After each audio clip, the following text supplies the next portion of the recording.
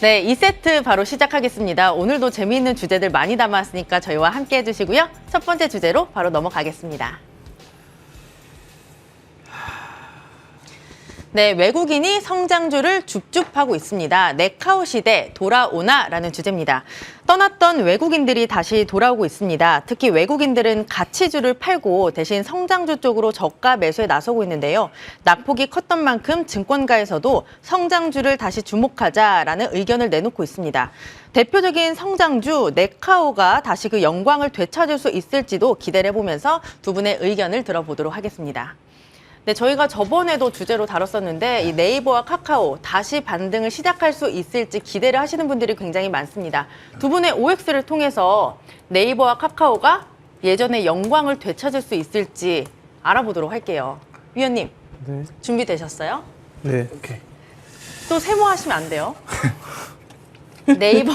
네이버와 카카오 반등을 할까? 하나, 둘, 셋.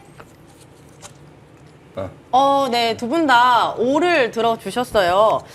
네이버와 카카오 이제 정말 반등을 시작하는 걸까요? 오늘 분위기는 뭐 굉장히 좋습니다. 네이버도 5%대 강세를 연출하고 있는데 저희가 이제 계속 뭐 강조드려왔던 게 조정 시 매수 대응 하시면 된다고 계속 말씀드렸잖아요. 요 근래 계속 말씀드렸어요. 7월 달 들어서 특히나 6월 달도 그랬지만 7월 달에 조금 밀릴 때마다 주식을 사시면 나쁘진 않겠다. 그래서 강조를 드렸는데 하나 우려스러웠던 건 이거였어요. 실적에 대한 불안감이 아직 남아있기는 해요. 근데 지금 이게 고민을 해볼 게 시장이 돌아선단 말이에요. 그러니까 네이버, 카카오는 계속 그간에 강조드렸던 게 뭐냐면 나스닥 흐름, 기술주 흐름 따라 그냥 움직여요. 다른 것보다도. 그러니까 어제 나스닥 급등에 오늘 상승이 추가적으로 나온 거에 합쳐져서 상승을 하는 그림들이 연출이 되고 있긴 해요. 근데 우려감은 이거예요. 실적이 약간 좀 불안하긴 하지만 이 예상치 자체를 기관들이 냈는데 미국에 상장돼 있는 기술주들의 실적을 막상 까보니 그렇지가 않거든요. 분위기 자체가 달라져 버린 거죠. 그러니까 하반기 때 경기 침체에 대한 분위기가 있지만서도 실적에 대한 그간의 불안감이 조금씩 사그라드는, 불식되는 그런 포인트가 좀 많이 나오면서 수급상에서 봤을 때 네이버가 굉장히 좀 기관들이 좀 달라붙는 포인트, 또 오늘은 외인까지 막 사는 그런 그림들이 크게 나오고 있는 게 사실이에요. 카카오 같은 경우 한번 볼까요? 카카오 같은 경우도 역시나 같은 상황이네요. 좋은 모습을 보여줘요. 그러면 우선은 그간에 계속 소외를 시켰던 기관들과 외인들의 흐름이 크게 돌아오고 있다는 걸 알 수 있기 때문에 이게 한번 이런 포인트 보셔야 돼요. 외인들과 기관, 특히나 한번 대형주 매수를 시작할 때 외인들 기관은요, 하루만 사고 끝내는 경우는 흔치 않고 보통 한번 시장이 돌아서면 계속적인 매수세를 보이거든요. 그럼 이 상황에서 봤을 때도 네이버 같은 경우도 쉽게 꺾이지는 않을 거예요. 다만 근데 부탁드리는 건 뭐냐면 제가 저번에도 한번 이게 급등이 나올 때 6%, 7% 7월 18일 날 그때보다는 그 다음 밀릴 때 조정 나올 때 사시는 걸 추천드려요. 그런 식으로 제가 강조를 드리거든요. 올라갈 때 말고 떨어질 때 사셔야 돼요. 떨어질 때. 근데 이게 한번 네이버가 지금 계단식 상승 초입 구간에서 한번 두 번째 상승이 나오는 것 같은데 여기서 한 번 더 추가 상승이 나올 가능성 배제할 수는 없지만 그래도 강조드리는 거는 조정 이용하시는 게 낫지 않을까 싶고 사실 실적에 대한 우려감이 완전 사라진 건 아니에요. 그래서 조금은 저는 아직은 체크해 볼 때가 아닌가 싶기는 해요. 그래서 차라리 오히려 그냥 더 안정적인 실적을 보일 수 있는 종목들로 대응을 하시는 게 어떨까. 근데 다만 현 추세에서 보건대 작년치 이상의 실적을 보일지는 약간 애매하긴 하지만 비슷한 수준은 유지할 수 있거든요. 그래서 이게 성장을 못하는 거에 따른 한계치는 있긴 하지만 그래서 수급 상황에서는 당분간 단기적인 상승은 가능해 보입니다. 그래서 짧게 보시되 한 8월 정도 안쪽은 괜찮고요. 제가 좀 걱정하는 것은 9월 달 넘어갔을 때 시장이 약간 조금 불안한 침체에 대한 얘기가 돌까 봐 그런 부분은 좀 불안하긴 한데 당장에 그 이슈는 좀 없으니까요. 좀 조정 시 매수 대응 좀 사인 드려보도록 하겠습니다. 네, 이런 종목들은 좀 단기적으로 보자라고 말씀을 해주신 거죠? 단기까지는 아닌데 시장 분위기 자체가 이게 경기 침체 얘기가 아마 한 가을쯤 되면 본격적으로 많이 나올 거예요. 경기 침체 얘기가. 그때 맞춰가지고 관련주들이, 기술주들이 밀릴 수도 있거든요. 그래서 그 포인트 전까지는 괜찮다고 말씀드리는 거니까 너무 단기로는 아니고 한 몇 개월 정도는 나쁘진 않을 수 있을 것 같아요. 네, 제가 유튜브 채팅창에 많은 분들에게 여쭤봤어요. 네이버와 카카오 지금 사도 될까요? 라고 여쭤봤는데 많은 분들이 네이버는 사도 카카오는 안 산다라고 하시는 분들이 굉장히 많아요. 카카오는 이렇게 다 분할 상장을 하면서 껍데기다라는 말씀을 하시는 분들도 계신데 우리 정재훈 위원님, 네. 네이버와 카카오 그래도 반등을 할 것이다라고 보시나요? 반등은 이게 계속 그냥 말씀을 좀 드리는 부분들인데요. 여기에서 뭐 추세를 돌리고 뭐 하고 그런 부분들은 지금 얘기할 단계는 아닌 것 같고요. 시장 자체가 원체 많이 빠져 있는 상태에서 되돌림 반등이 나오고 있는 그런 상황이에요. 그런 상황이기 때문에 대부분의 업종군들이 다 빠졌기 때문에 기술적인 반등의 흐름들이 나오는 상황이다라고 좀 보시면 좋을 것 같고요.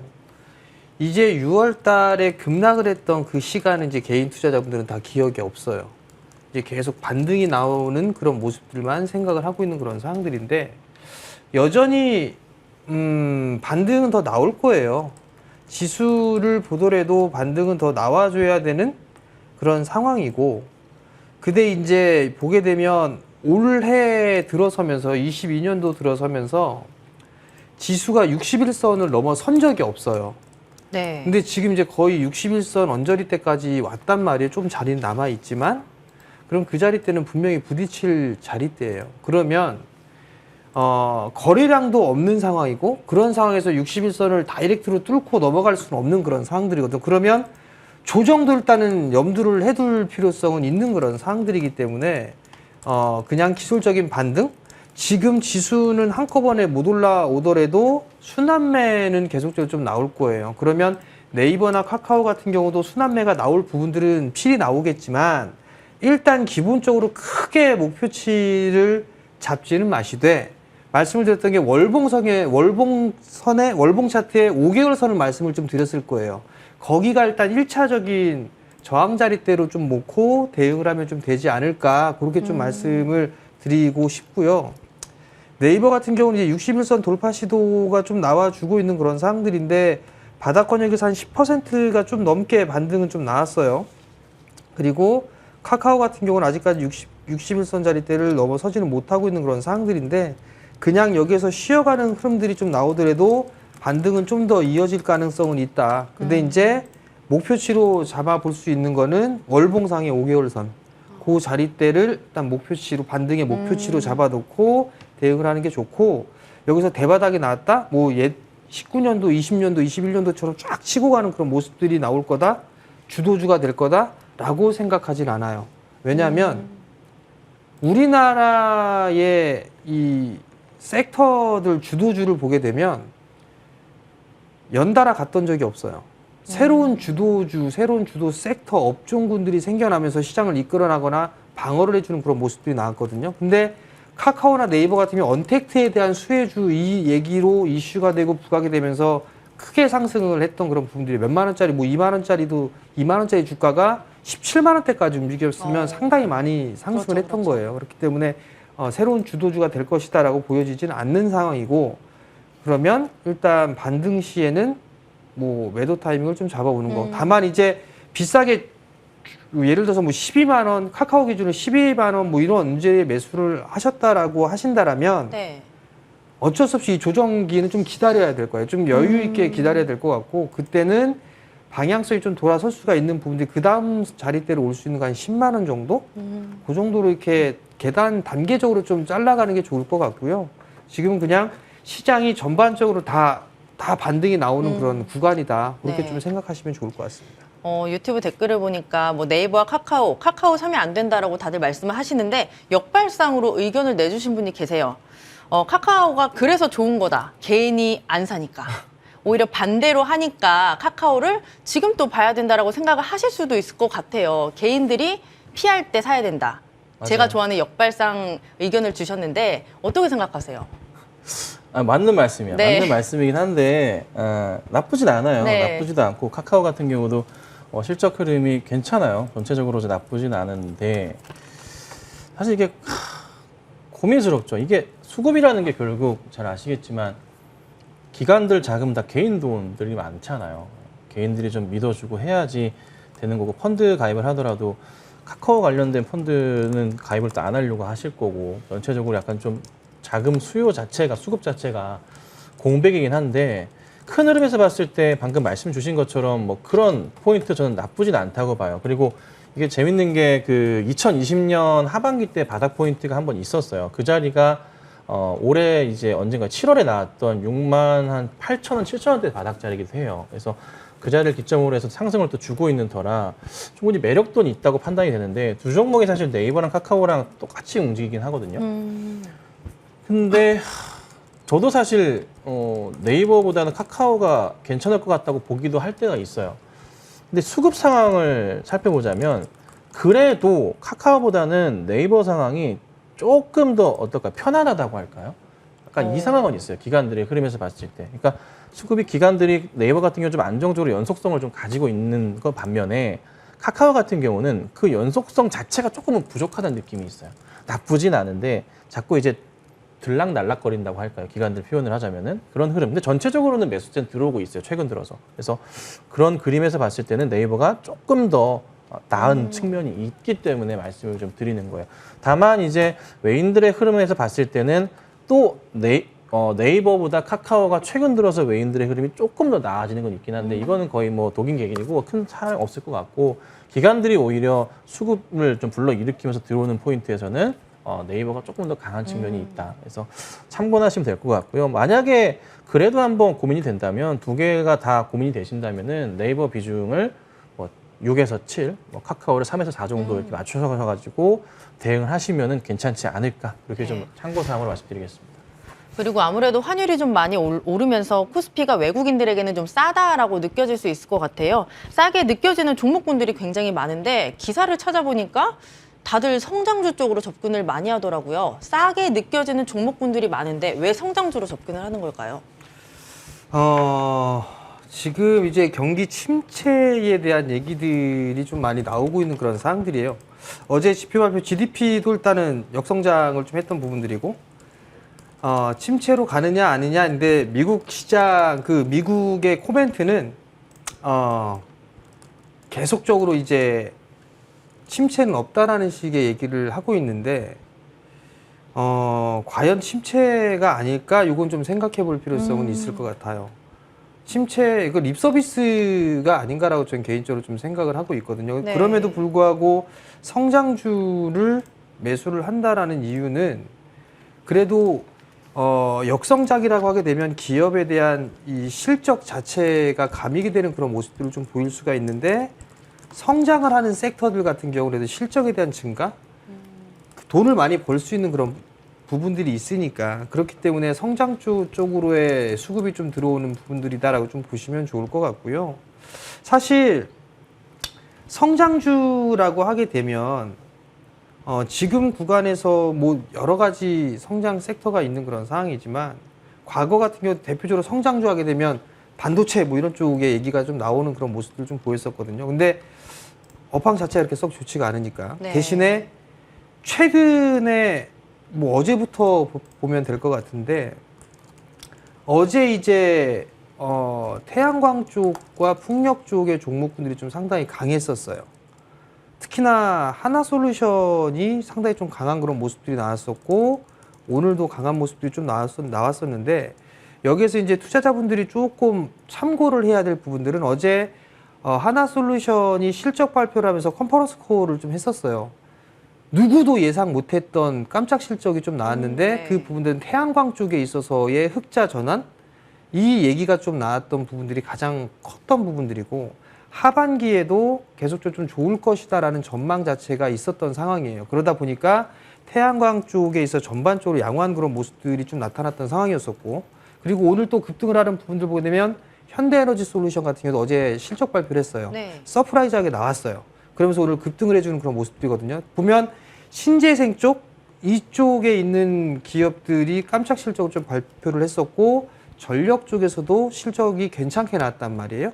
그러면 최근에 어닝 시즌이기 때문에 실적이 좀 잘 나오는 기업들 위주로 베팅을 해주는 그런 모습들을 좀 보이고 있는 그런 상황들인데 그러면 거기에 따라서 관련돼 있는 섹터 종목군들이 좀 있을 거예요.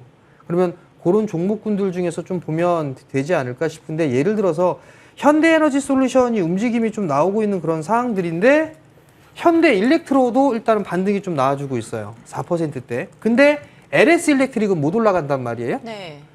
LX 일렉트릭 사도 돼요. 왜냐하면 얘네들도 LS 일렉트릭 같은 경우도 수주 잔고가 계속 늘어나고 있는 그런 상황들인데 주가는 반영을 못 받았어요. 그러면 LS 일렉트릭 같은 경우 지금 1.9%, 2% 가까이 좀 밀린단 말이에요. 그러면 순환매 업종 내에서도 순환매가 좀 돌 수가 있는 그런 상황들이고 어제 LS 일렉트릭은 올랐기 때문에 조정을 좀 받는 그런 부분들이 있단 말이에요. 그러면 이런 기업들 같은 못 올랐기 때문에 이런 애들은 실적 괜찮을 거다라고 예상을 해볼 수가 있단 말이에요. 그럼 이런 종목군들을 좀 매수를 해봐도 될 것 같고 그러면 기업적으로 기본적으로 보느냐 기업에 대한 펀더멘털을 보느냐 아니면 차트 위주로 보느냐 이 부분들을 정해놓고 종목을 좀 선정을 하면 될 것 같아요. 어제 풍력주도 괜찮으니까 뭐 CS윈드나 CS베어링 괜찮고 차트적으로는 동국 SNC가 잘 괜찮다. 가더라고요, 오늘. 그럼 보면 동국 SNC가 괜찮다라고 하게 되면 그 차트적으로 보는 부분들이니까 그건 차트 대응을 하시면 돼요. 근데 나머지 부분들에서 CS윈드나 CS베어링이나 이런 기업들 같은 경우는 수주에 대한 부분들, 모멘텀 거리가 있으니까 그런 것들을 보고서 대응을 해 나가는 그런 전략이 좀 좋을 것 같고 그러면 지금은 실적에 대한 부분들이니까 실적이 좀 잘 나오는 그런 기업들 같은 경우는 펀더멘털 그 기업적인 실적을 보고 차트적으로 괜찮다 싶으면 차트적으로 좀 대응을 하면 되지 않을까 싶어요. 네. 유튜브 댓글에 동국 잘 먹고 나왔습니다 하시는 분이 계시는데 어제 말씀해 주셨잖아요. 동국 SNC 딱 집어서. 기억하세요? 네. 네, 오늘 뭐 관련 종목들 잘 가고 있는데 그 유튜브 댓글에 성장주 그래서 왜 사는 거예요? 라고 말씀. 실적이 좋으니까. 실적이 좋아서. 실적이 좋으면 밸류가 다운되니까 지금 저평가되어 있는 종목군들을 찾잖아요. 네. 그죠? 그러면 기업의 이익이 많이 증가를 해나가요. 그럼 밸류는 떨어져요. 단적으로 보면 실적이 너무나 좋아요. LNF, 에코프로비에 너무 좋죠. 너무 좋아요. 너무 못 올라가잖아요, 지금. 네. 많이 올라 있는 상태에서 밸류가 부담스러우니까 지금 못 올라가는 거란 말이에요. 네. 근데 예를 들어서 폐배터리 관련주들 많이 올라갔어요. 이미 다른 종목군들 같은 경우도 많이 TCC3나 얘네들을 봐도 성장을 해요. 근데 밸류가 싸요. 밸류가 싸니까 얘네들이 좀 더 탄력적으로 움직이는 거고 상신 EDP 같은 경우도 마찬가지로 밸류가 싸니까 얘네들이 좀 더 올라가는 그런 모습들이 보인단 말이에요. 다 순환매가 돌고 나서 움직이니까 밸류가 저평가되어 있구나.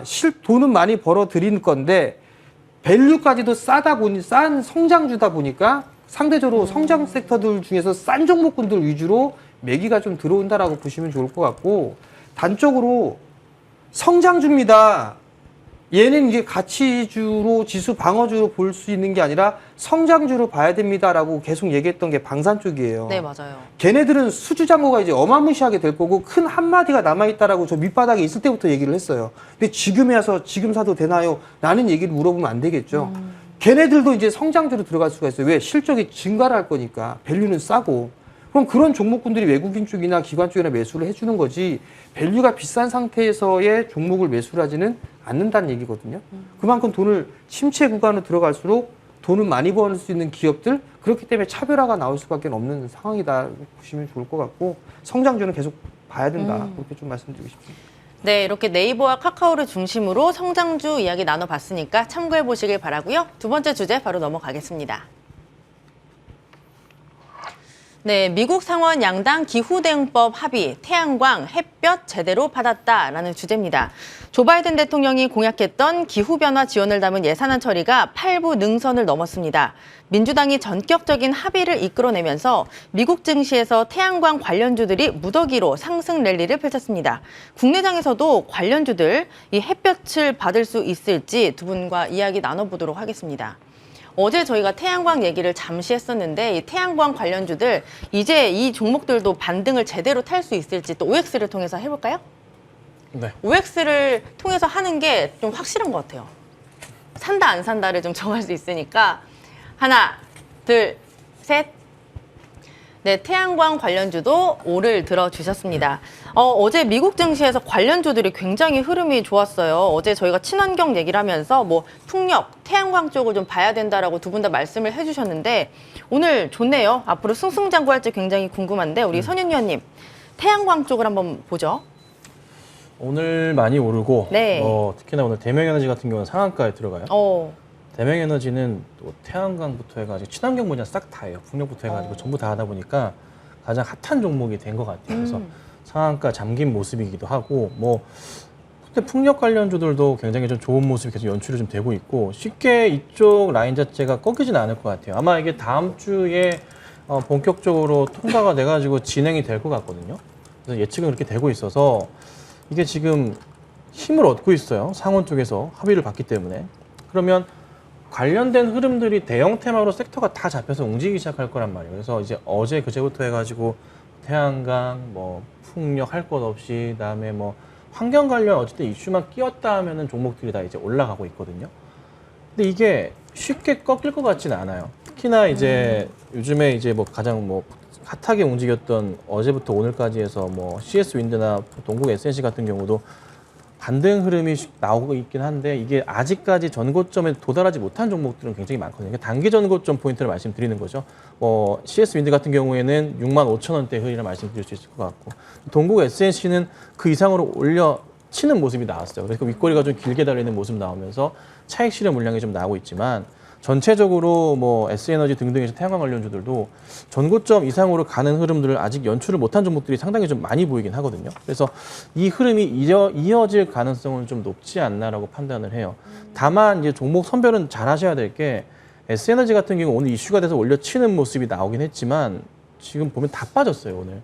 싸그리 밀린 모습이라 종목 선별은 굉장히 중요하다. 그러니까 요즘에 약간 시장의 특징적으로 보이는 게 뭐냐면 섹터 전체가 한꺼번에 움직이는 초반에 움직이다가도 한두 종목 빼고는 그냥 다 원래 상태로 돌아가는 경향들이 굉장히 좀 강해요.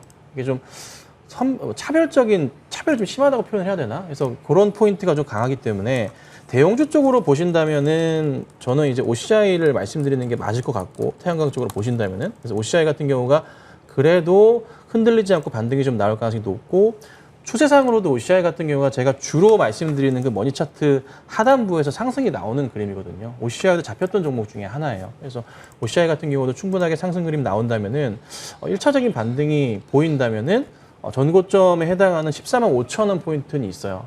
그 정도 라인까지는 갈 수 있지 않을까 생각은 해봐요. 근데 보수적으로 접근할 때 그 하단과 상단의 중간 라인까지 본다면 한 12만 5천 원, 13만 원 라인까지 나오거든요. 그래서 12만 5천 원짜리가 오늘 맞고 떨어졌던 게 약간 부담스럽긴 하지만 그래도 중기적 관점에서 봤을 때는 다시 전고점 이상으로 갈 가능성은 있어요. 그래서 OCI 같은 경우도 제가 머니차트 라인에 걸렸던 회사라 관심 있게 보시면 참 좋을 것 같고 풍력 쪽으로 간다면 동국 CNC를 봤어요, 저도. 근데 동국 CNC 같은 경우는 이미 올려쳤기 때문에 의미는 좀 없을 것 같다는 판단을 하고 근데 제가 계속 보는 것은 최근 들어서 저도 태양광이나 풍력을 많이 봤지만 제가 머니차트에서 강조드리는 게 뭐냐면 요 근래 며칠 동안 탄소 배출권 얘기를 계속 드려왔어요. 그래서 그린 케미칼이 급등이 나왔고 그 에코프로 HN이 좀 급등이 나오는 상황인데 탄소 배출권 가격도 정말 많이 오르고 있거든요.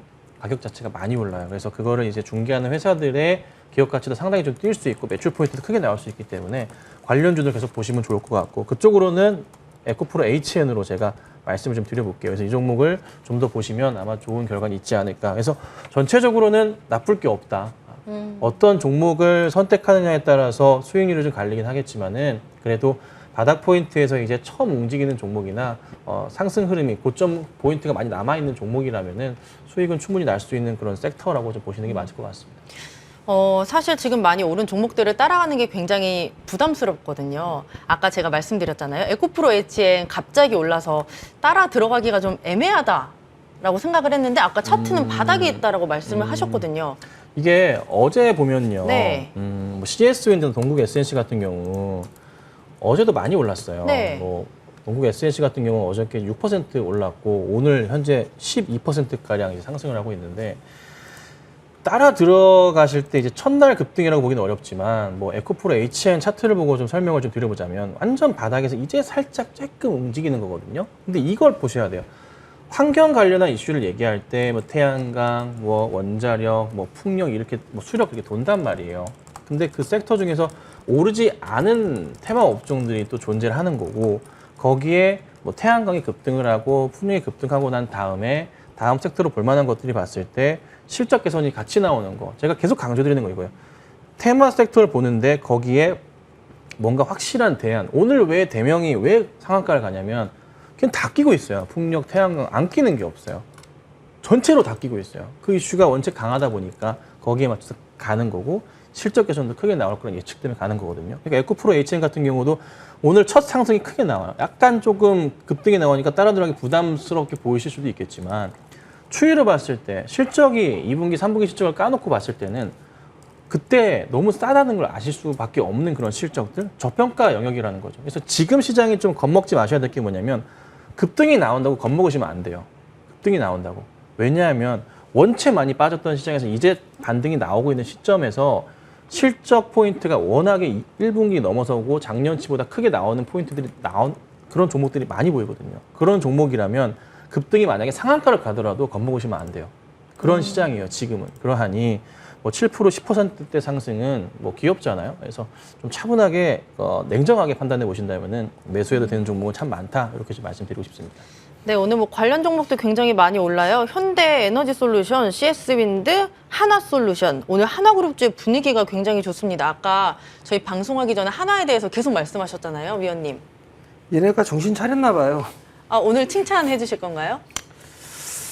칭찬을 할 부분들은 해야 되겠죠. 일단 네. 뭐 하나솔루션 같은 경우는 실적이 원체 좀 잘 나왔으니까 네. 급등이 좀 나왔던 그런 부분들이고 하나유로가 합병을 하면서 이제 규모를 덩치를 좀 키우는 그런 상황인데 요건 일단 좋은 것 같아요. 다만 이제 여전히 지주사에 대한 부분들 아직까지 이 기업 자체적으로 평가를 받는 것 자체가 원체 좀 싸요. 사실 지주사 하나 같은 경우 밸류도 아마 전 지주사 중에 지금 제일 싸지 않을까라고 좀 생각을 하고 있는 그런 상황들인데 어찌됐든 하나유로도 합병을 통해서 덩치를 좀 키우고 있다라는 거, 뭐 나름대로 좀 나쁜 그런 부분들보다 긍정적인 그런 부분들이 좀 더 크기 때문에 일단 뭐 전 개인적으로 좀 좋게 보고는 있는 그런 상황들이고요. 그래도 이제 여전히 주주들에게는 신경 써야 될 부분들이 이제 배당이나 뭐 이런 여러 가지 부분들이 좀 있을 거예요. 그런 부분들도 좀 잘 했으면 좋지 않을까 그렇게 좀 싶습니다. 어제 동국 SNC를 말씀을 해주셔서 오늘 봤는데 너무 잘 가니까 저평가된 게 아직 안 오른 게 뭐가 있을지도 궁금해요, 위원님. 위원님 보시기에 태양광 쪽에서 아직 안 움직인 쪽이 있다면 어디가 있을까요? 글쎄요. 태양광 종목군들 같은 경우는 이게 실적에 대한 부분들이 네.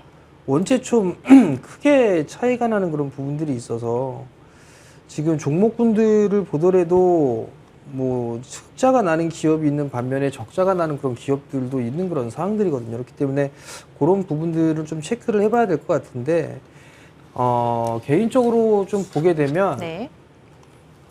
태양광 쪽에 동시에 엮여 있는 거는 주성 엔지니어링도 엮여 있어요. 태양광 쪽에 있어서 반도체 쪽, 장비 쪽이나 이런 쪽도 연결이 좀 되어 있는 그런 상황들인데 주성 엔지니어링이나 유니테스트나 뭐 이런 기업들도 나름대로 태양광 쪽에 포함이 되어 있거든요. 근데 유니테스트 같은 경우는 이번에 실적을 좀 확인을 해봐야 되지 않을까 싶고 2분기도 좀 적자를 예상하고 있으니까. 네. 근데 주성 엔지니어링 같은 경우는 2분기 실적도 좀 괜찮을 걸로 예상을 하고 있어요.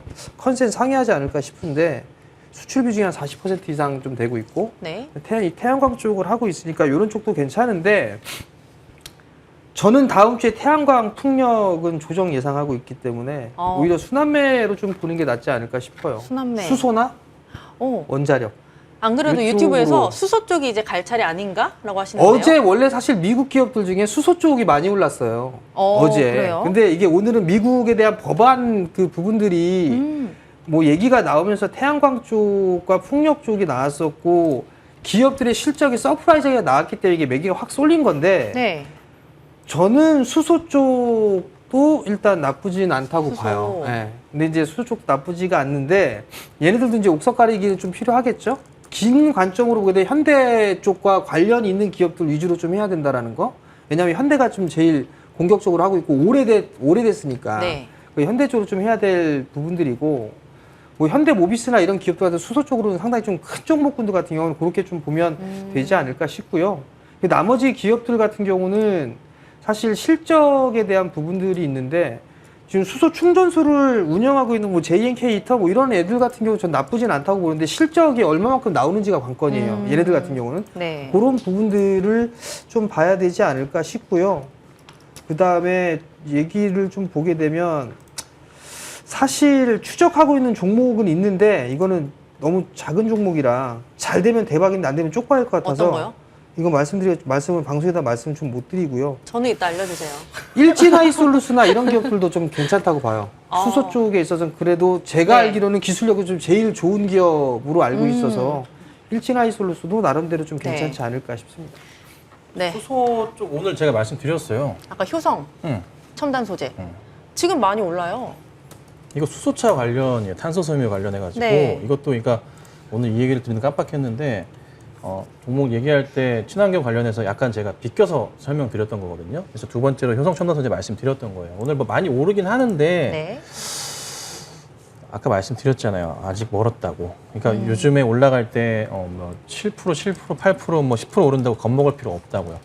추가적인 상승은 충분하고 거기에 곁들여서 실적 나오는 거. 그래서 탄소섬유 관련해서 효성이 필수적으로 수소차에 필요한 제품들 많이 만들고 있습니다, 현재. 그래서 충분하게 매출 포인트는 크다. 근데 사실 수소차 고민을 해보자면은 수소 연료를 만들 때가 문제예요, 이게 결국 연료 수소를 정제할 때 필요한 게 또 이게 화석 연료예요.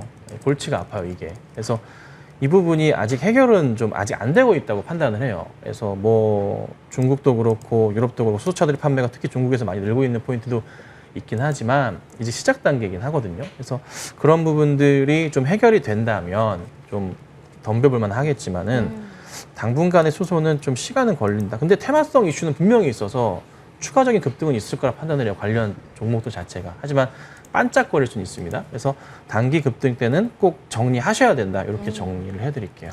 네, 이렇게 태양광을 중심으로 친환경 이야기 어제 오늘 나눠봤으니까 참고해 보시길 바라고요. 마지막 주제도 체크해 보겠습니다. 정보 게임 패싱에 이딴 악재까지 게임주 어떡하지? 문체부의 첫 대통령 업무보고 주요 현안에 게임이 빠지면서 업계가 술렁거리고 있습니다. 새 정부의 게임 패싱이라는 목소리까지 나오고 있는데요. 여기에 게임주들 이딴 악재까지 겹치면서 다시 한번 휘청거리고 있습니다. 두 분과 자세하게 이야기 나눠보겠습니다. 오늘 이 주제를 받고 제가 한숨을 푹푹 쉬었어요, 계속. 네. 게임주를 제가 굉장히 좋아하고 있고 또 종목을 갖고 있기 때문에 두 분의 이런 현안이 필요합니다. 이 게임주들 악재가 너무 많아요. 우리 정지현 위원님 먼저 여쭤볼게요.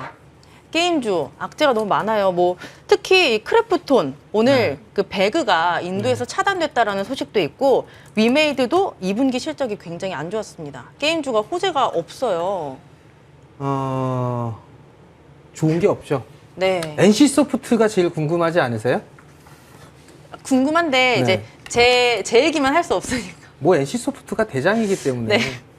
근데 이게 그걸 한번 생각을 네. 해보세요. 시작이 많이 빠지고 막 할 때 지수가 네. 6월 달 같은 경우에 많이 빠지고 했을 때 네. 뭐가 좋지 않다, 뭐가 좋지 않다, 뭐가 좋지 않다 하면서 다 빠졌잖아요. 네. 그죠? 네네. 그리고 나서 여전히 지금 안 좋다라는 얘기는 계속 하고 있어요. 예를 들어서 반도체 쪽. 네. 반도체 디램 가격 계속 빠질 거다. 그 다음에 오더컨 얘기 나오고 뭐하고 하는데 반도체가 계속 빠졌는데 어느 순간부터 삼성전자가 바닥을 찍고 올라가기 시작을 했어요. 똑같은데 상황은. 그죠? 근데 게임주도 보게 되면 안 좋다 하면서 계속 빠졌어요. 네. 대표적으로 NC소프트를 보면 될 것 같은데 NC소프트가 계속 빠졌어요. 근데 7월 달에 저점을 찍고 그래도 미약하지만 반등은 일단 나와 있는 그런 상태예요. 그러면 네. 악재는 이미 시장이 어느 정도 반영이 되었다라고 보면 될 것 같고 네. 다만 이제 봐야 될 부분들은 뭐냐면 네. 크래프톤 같은 경우는 돌발 악재가 나왔던 그런 부분들이잖아요. 네. 그러면서 차단이 되고 모아가면서 이게 개인적인 악재이기 때문에 주가가 밀려 내려온 그런 상황이지만 그래도 저점 7월 달에 저점은 안 깼어요. 다른 게임주들도 다 대부분 마찬가지인 것 같아요. 위메이드 같은 경우도 그래 깨는 그런 모습들은 아니지만 지금 현재 상황에서 보게 되면 이 게임주라는 것 자체가 시장에서 좀 소외가 된 그런 섹터가 아닌가라고 좀 생각이 들어요. 그러면 선택을 해야 되겠죠. 선택. 다음번에 다시 순서가 오기를 기다리던가 네. 아니면 뭐 교체를 해야 되나 그 고민을 해보든가 그걸 좀 생각을 해야 되지 않을까 싶고요. 반등은 조금 더 나오지 않을까 싶어요. 누차 말씀을 드렸던 것처럼 좀 여유 있게 보되 월봉의 5개월 선. 그 자리대는 일단 1차 저항으로 잡고 보는 게 좋지 않을까. 그렇게 좀 말씀을 드리고 싶습니다.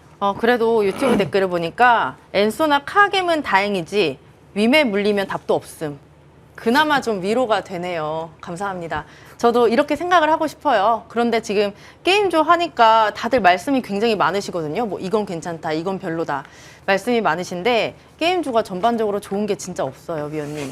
이게 사실 우리나라 게임 회사들이 이 중국의 이제 의존도 자체가 굉장히 컸었잖아요. 근데 오늘 보면은 크래프톤이 결국에 이제 중국이 문제가 되면서 이게 윈도우에서 빼버린 거거든요. 기사를 읽어보신 분들은 아시겠지만 그 배틀그라운드 모바일 그 인도 게임은 텐센트랑 합작으로 만든 회사예요.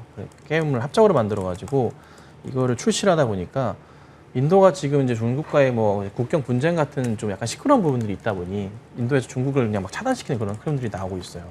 그래서 거기에 아주 그냥 갑자기 칼같이 잘려가지고 네 게임을 이제 못하게 막아버렸습니다. 상상도 못할 일이죠.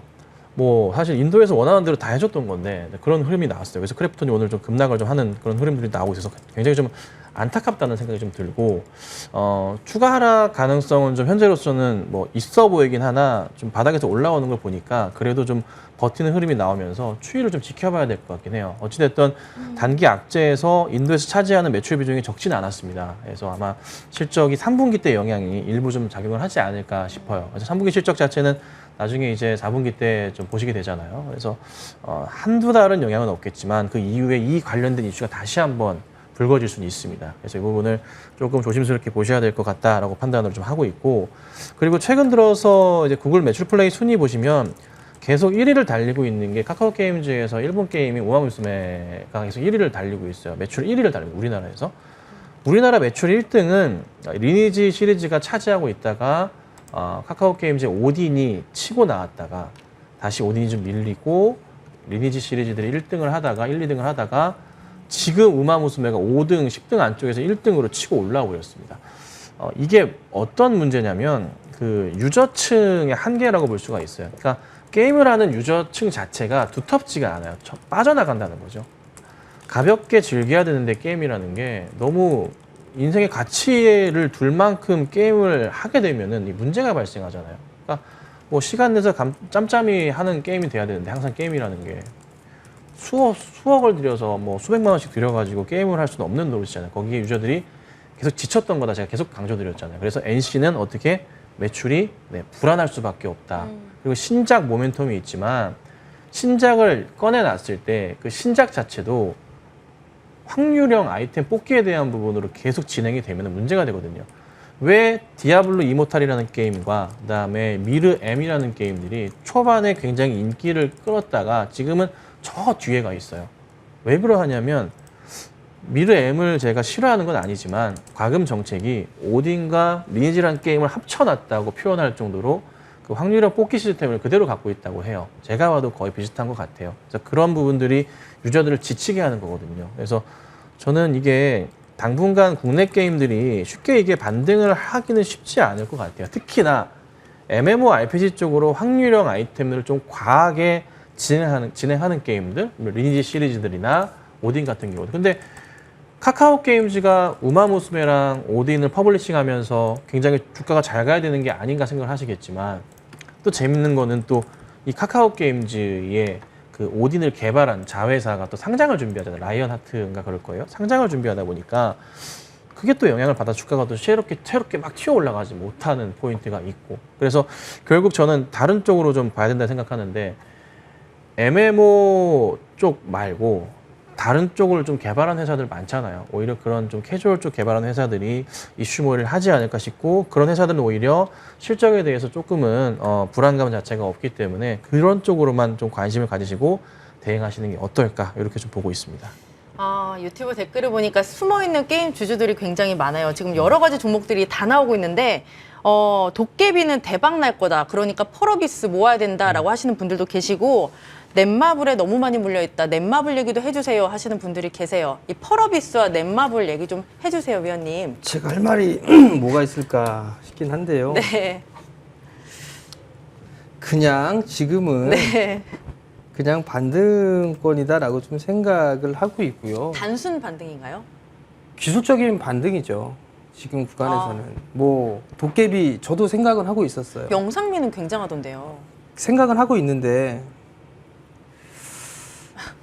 도깨비 나오면 게임 하실 거예요. 모르겠어요.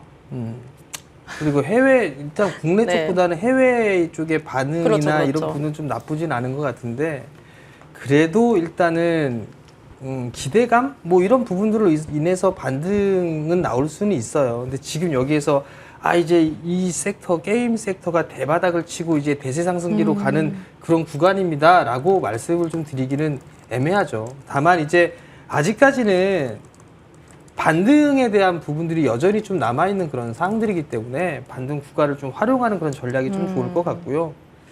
뭐 사 모아야 된다? 뭐 투자자로서 뭐 사 모은다라고 하게 된 그분 의견도 존중을 하지만 네. 저는 다른 쪽 섹터 할 겁니다. 다른 섹터 아예. 네, 네. 넷마블은요? 우리 위원님께 여쭤볼게요. 우리 선윤 위원님.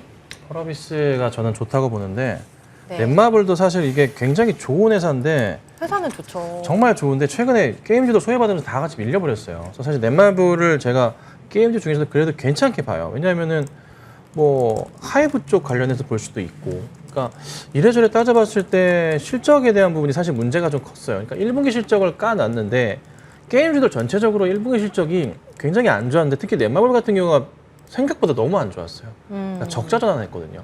이 포인트가 크게 좀 화를 불러일으켰는데 하반기 2분기 들어서 좀 개선이 나온다고는 하지만 추이는 좀 지켜봐야 되긴 하거든요. 근데 적자에서 흑자로 빠르게 돌아선다면 넷마블 같은 경우가 아마 큰 반등이 나올 가능성이 높다고 봐요. 사실 넷마블이 이거 하이브 상장할 때 이슈가 어마어마했죠. 20만 원까지도 갔었으니까. 근데 이제 현 구간에서 봤을 때 13만 원 정도의 구간까지는 한 번은 저는 다시 오지 않을까 판단을 합니다. 이유인즉슨 그래도 뭐 여타 진행하고 있는 레볼루션 시리즈들이나 또 미국 쪽으로의 좀 포인트 자체가 나쁘진 않기 때문에 충분하게 전 성장 가능성에 베팅을 하고 있거든요. 그래서 이 적자폭을 줄이면 흑자로 돌아선 포인트가 나온다면은 빠르게 올려칠 거다. 그 시기가 그래도 넷마블은 머지 않았다. 그리고 넷마블 같은 경우도 3대 3N이라고 얘기를 하는데 우리나라에서 3N. NC랑 그다음에 이제 넥슨이랑 넥슨. 넷마블이 사실 욕을 많이 먹죠. 예, 그렇긴 한데 넷마블 같은 경우가 그래도 제가 볼 때는 좀 흑자 가는 가능성이 좀 높고, 그리고 그 MMORPG들이 게임들이 사실 많은 매출을 불러일으키지만 유저폭도 급등의 급락으로 보이는 경우들이 많거든요. 그래서 우선 저는 뭐 나쁘진 않게 보고 있어서 넷마블을 그래도 강조드리고, 그래도 조금 종목들을 살펴본다면 펄어비스는 그래도 괜찮을 것 같아요. 근데 문제가 뭐냐면 출시하는 게임들이 당장 안 나와요. 다. 요즘 우리나라 모든 이게 시장에서 보면은 거의 다 올 하반기 끝자락이나 내년 초에 나오거든요. 그래서 올해의 게임주들은 큰 기대는 마시고 그냥 차분하게 모아가시는 전략이 필요하지 않을까 이렇게 좀 보고 있습니다. 네, 이렇게 게임주 이야기 마지막으로 나눠봤고요. 우리 선윤 위원님의 종목 AS도 네. 진행을 해보도록 하겠습니다. 오늘 자화전자 먼저 볼까요? 오늘 그 애플 실적이 어닝 서프라이즈가 네. 나와주면서 자화전자가 이제 급등을 했어요. 약간 좀 밀리긴 했으나 굉장히 급등하는 모습이 좀 나왔습니다. 그래서 수익률이 좀 굉장히 좀 좋게 나오고 있는 좀 상황인데 추가 흐름에 대한 기대감이 점차 커지고 있습니다. 아이폰 14 출시에 대한 포인트 긍정적으로 좀 보시면 좋을 것 같고, 그 이후에 추가적으로 진행하고 있는 공장 증설 포인트도 같이 연달아서 큰 폭의 성장을 보일 것 같아요. 그래서 오늘 약간 올랐다가 좀 밀리는 모습이지만 추천드리고 난 이후에 추세 전환을 크게 하면서 상승 중이기 때문에 좋은 수익률 보이고 있고요. 아마 반등을 한다면 이게 제가 강조드리는 자화전자는 아이폰 실적의 그 아이폰 성장에 따라서 주가가 엄청 많이 오를 거예요. 그래서 이게 올해 실적보다는 내년과 내후년 실적이 어마무시하게 커집니다. 그걸 보시고 대응하시면 이 전고점 이상 큰 폭의 성장은 기대할 수 있다. 이렇게 좀 보고 있습니다. 네, 그다음 종목 동아기업도 보겠습니다. 네, 동아기업도 차분하게 보시는 종목이에요. 역시나 오늘 좀 상당히 좋은 모습, 어제 좀 상당히 상승이 나왔고 오늘도 플러스 흐름이 좀 타고 있는데 크진 않아요. 근데 이 종목이 재밌는 게 역시나 매출 포인트가 사상 최대 매출과 이익을 기대할 수 있는 종목이거든요. 그래서 전고점 이상의 포인트를 그릴 수 있습니다. 제가 말씀드린 전고점은 최전고점 3, 4월이 아니라 그 전고점 11월 달에 최고점이었던 12만 원 근처까지 볼 수 있다는 겁니다. 그래서 그 포인트까지 저는 가져가시기를 추천드리고요. 시간은 좀 걸릴 겁니다. 하지만 충분히 가능성이 있는 모멘텀이 있는 종목이니까요. 역시나 잘 홀딩하시기를 좀 부탁드립니다. 이 세트는 여기서 마치도록 하고 잠시 뒤에 작전 리포트도 준비되어 있으니까 끝까지 함께해 주시길 바랍니다. 두 분과는 여기서 인사 나눌게요. 주말 잘 보내세요.